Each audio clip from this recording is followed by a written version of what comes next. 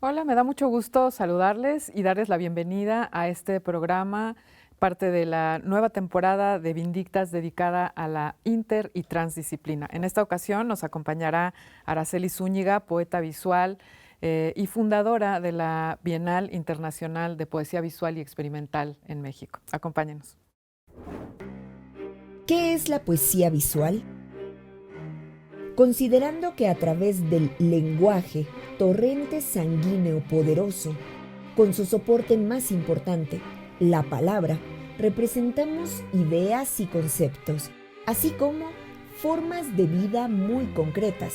Entonces, transformando ese objeto plástico tendremos la posibilidad infinita de modificar, rediseñar nuestra forma de vivir, de pensar, de ser. La poesía visual significa, entonces, la recreación de la palabra, desde su dimensión plástica, textual, hasta sus multimediáticas posibilidades de transformación.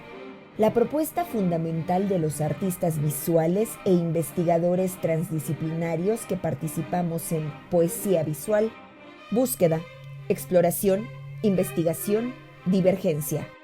Es ir desde el tótem sagrado que es la palabra, matriz semiótica visual, para, desde allí, trabajar. ¿Es importante la poesía visual? ¿Para quiénes? Para todas, para todos, por supuesto. Sobre todo en estos días de partículas suspendidas que nos vulneran por y a través de los medios, con muchas veces lecturas visuales pobres y degradadas. Las alternativas: tomar las palabras en nuestras manos. Plastilina extraña, moldeable. La palabra imagen, la palabra texto, la palabra grito, la palabra total. Asumirlas y darles otras lecturas y otros significados.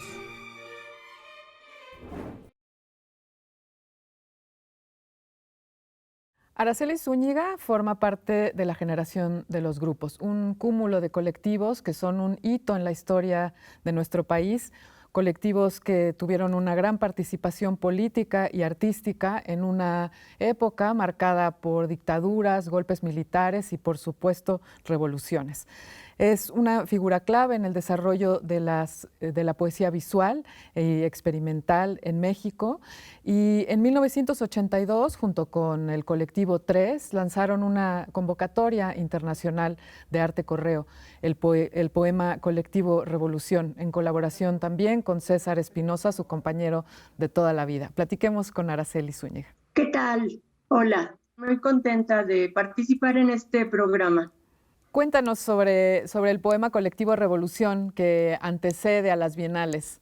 Sí, el poema colectivo Revolución, que viene, como bien lo dices, desde el colectivo que participamos en la primera convocatoria que realiza Bellas Artes para proyectos independientes, que por cierto no se ha vuelto a repetir. Después de esa experiencia tan rica, nosotros procedemos a convocar a través del arte correo el poema colectivo Revolución. El poema colectivo Revolución fue enviado a diferentes países, sobre todo países que tenían dictaduras en ese momento, como Chile, como Venezuela, como Brasil.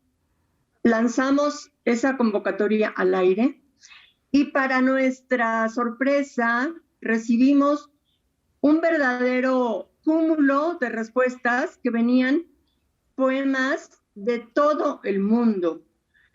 Y llegamos a 360 autores que con el tiempo, que tuvieron que pasar fronteras, tuvieron que jugar con los códigos que había de parte de estas dictaduras para no dejar entrar o salir ningún material que fuese que atentase contra la dictadura.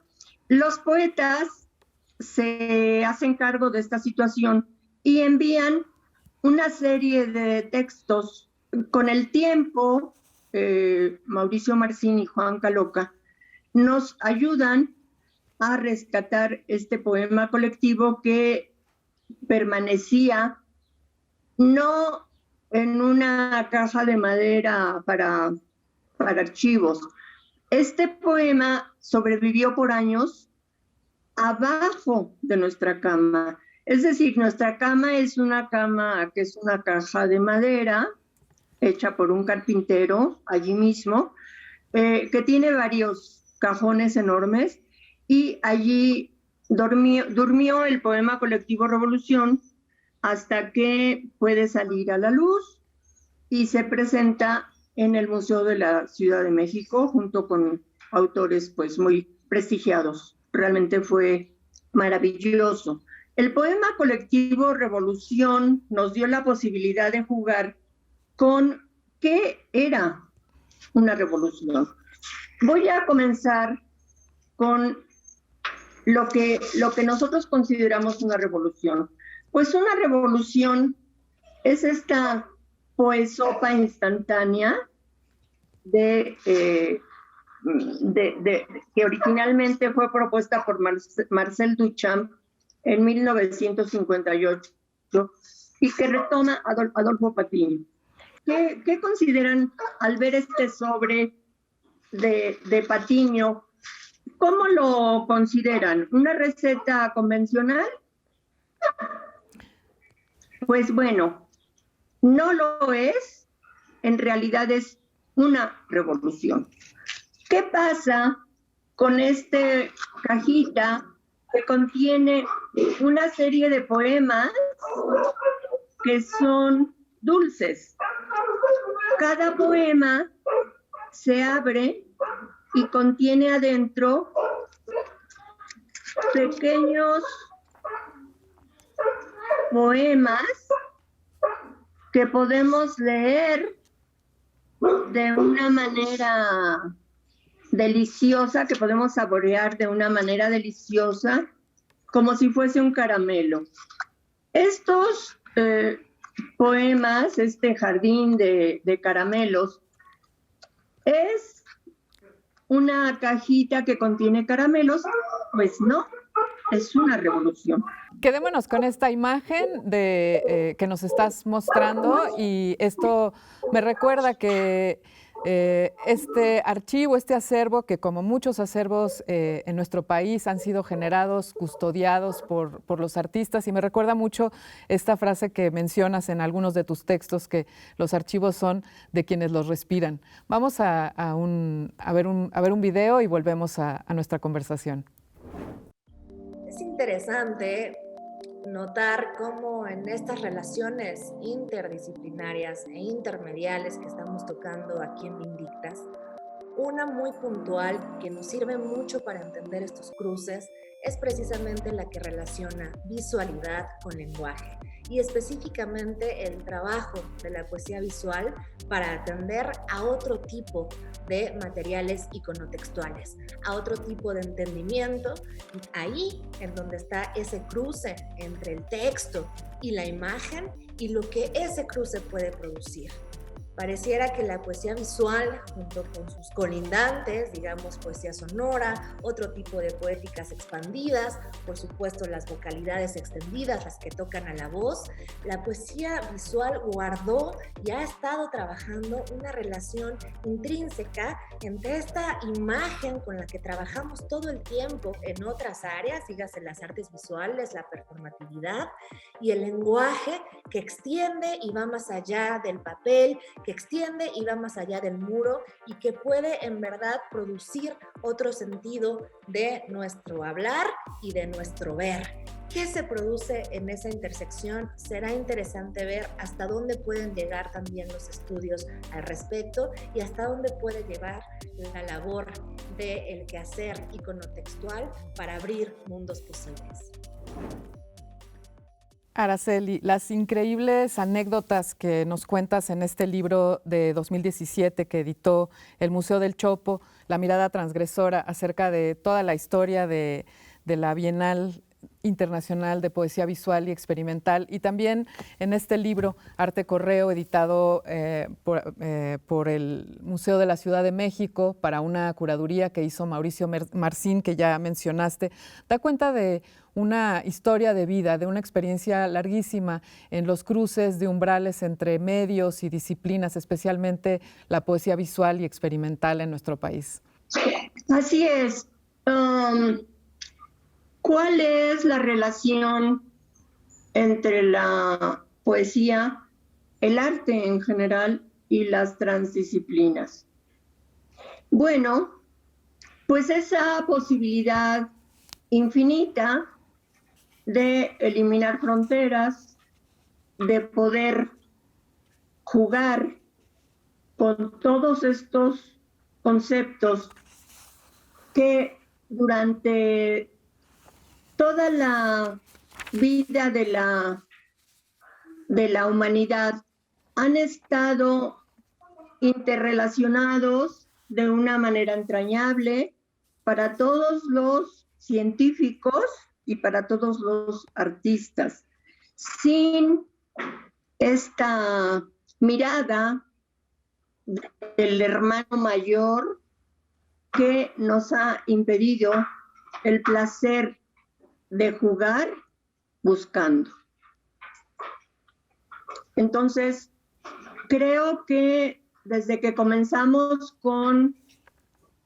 en 1979 en Bellas Artes, con aquella primera propuesta del colectivo, estas posibilidades entre arte, ciencia, humanidades, tecnología. Nosotros hemos seguido trabajando con estas, porque sería imposible no hacerlo así.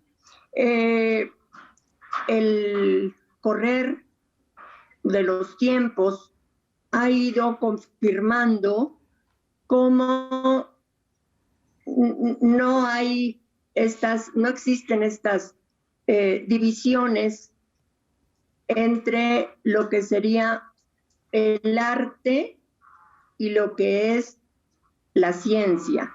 Yo recuerdo cuando era niña que me costó mucho trabajo aprender a leer porque yo le daba valor a los números y me decían, no, estas son las letras y estos son los números y ambos tienen valores diferentes. Para mí me fue muy difícil entender por qué los números no podían tener un valor dentro de la literatura. Con el tiempo he descubierto para mi placer que los números son una parte importantísima, no solo para explicarnos ciertos planteamientos de tipo de ciencia teórica, sino para plantearnos, como lo hace Alicia a través del espejo, como lo hace Lewis, cuando a través de los números nos plantea verdaderas secretos, travesuras, misterios y otro tipo de literatura que a través de los números pueden ser traducidos y aclarados y jugar con esto. Exactamente. Qué interesante esto que nos cuentas. Vemos la interacción entre palabra, imagen, entre números, combinatoria e imágenes, a un límite que has cruzado completamente, que has atravesado constantemente a lo largo de toda tu trayectoria. Vamos a una pausa y regresamos.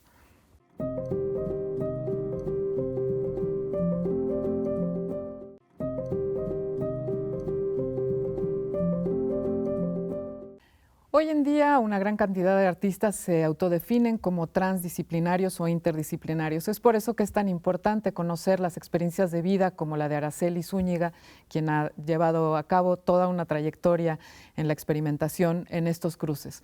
Vamos a platicar con Katnira Bello. Ella es artista visual, ha trabajado performance, arte, acción y fue parte de varias de las bienales, incluso una de las obras suyas clausuró la última Bienal de Poesía Visual y Experimental.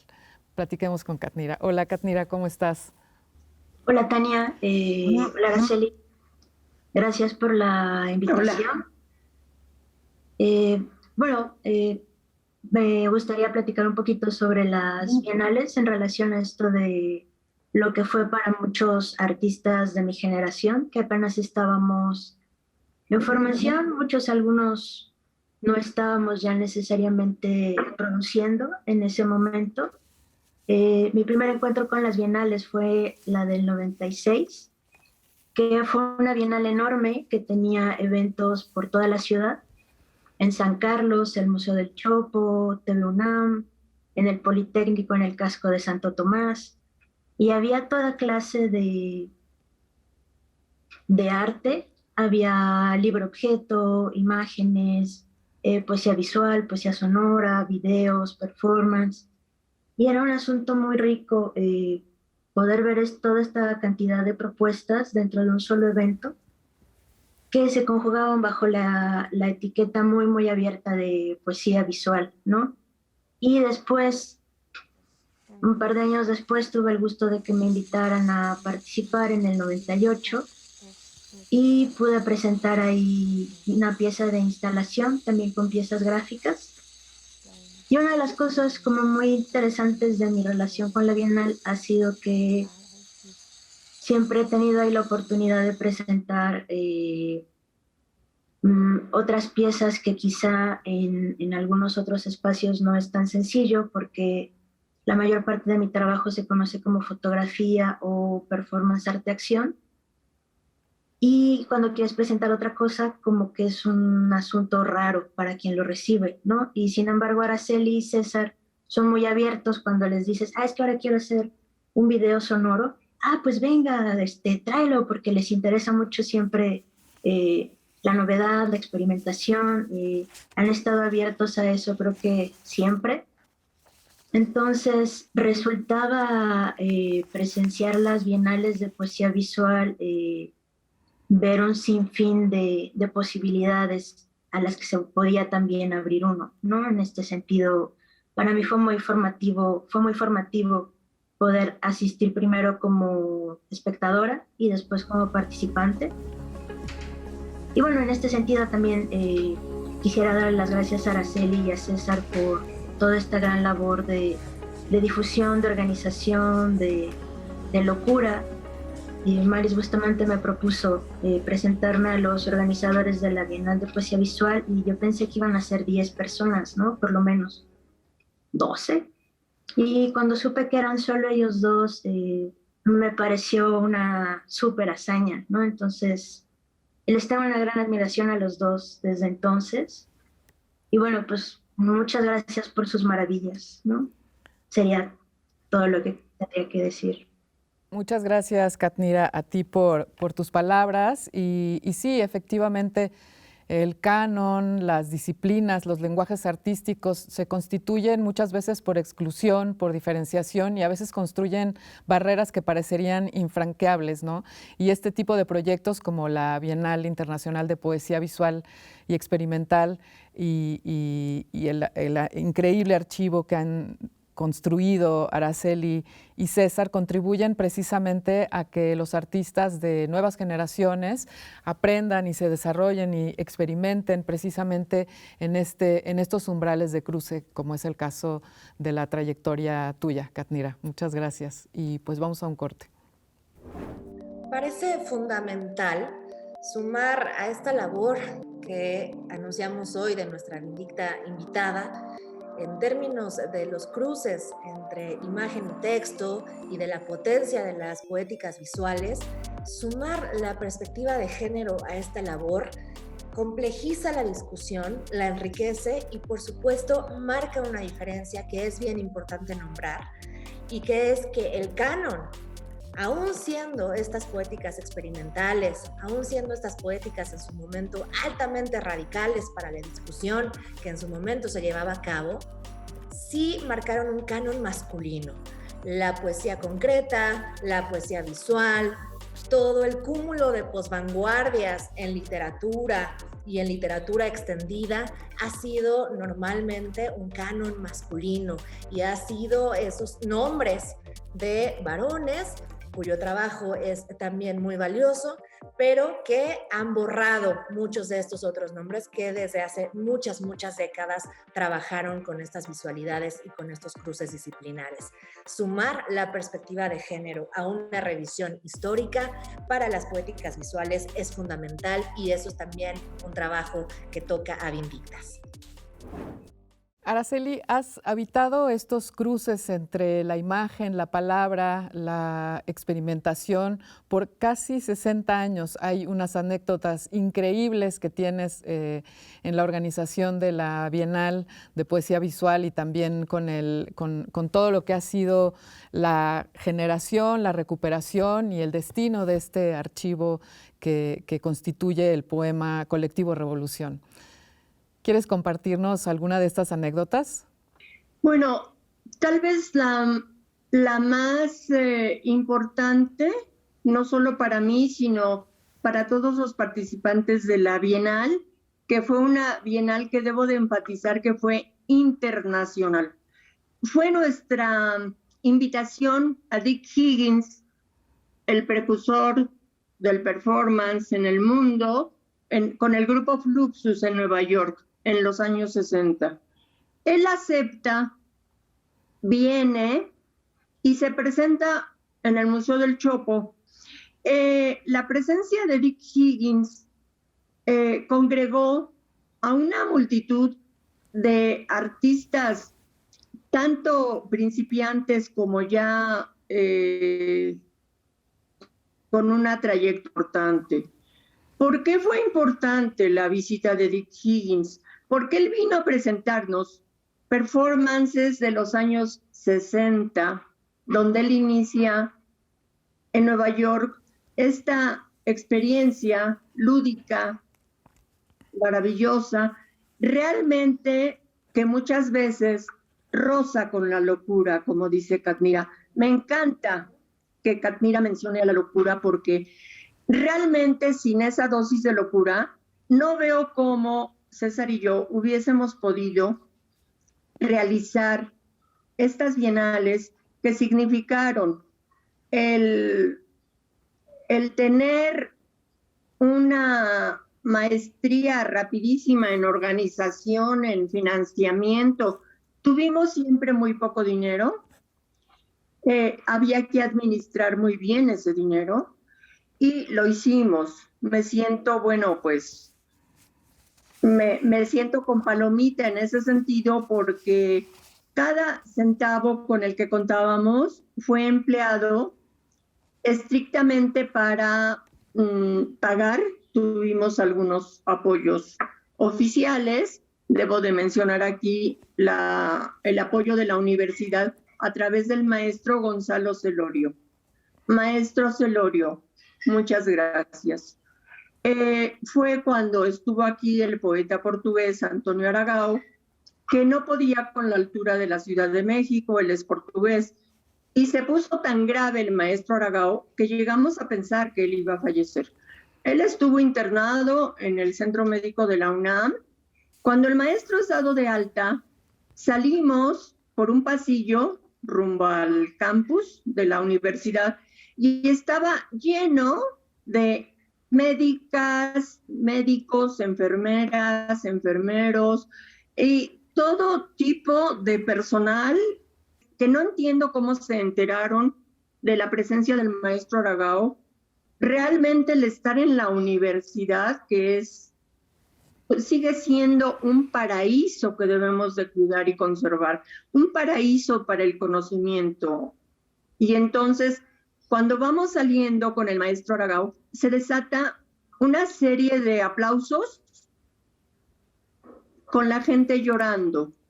Nos pusimos a llorar junto con todos y terminamos en abrazos que generalmente fueron uno de los signos de la Bienal, los abrazos. Gracias. Increíble esta anécdota, y también me hace recordar que entre las grandes figuras que también participaron en la Bienal fueron Clemente Padín o Luc Ferrari, o incluso el mismo Germán Lista Arzubide.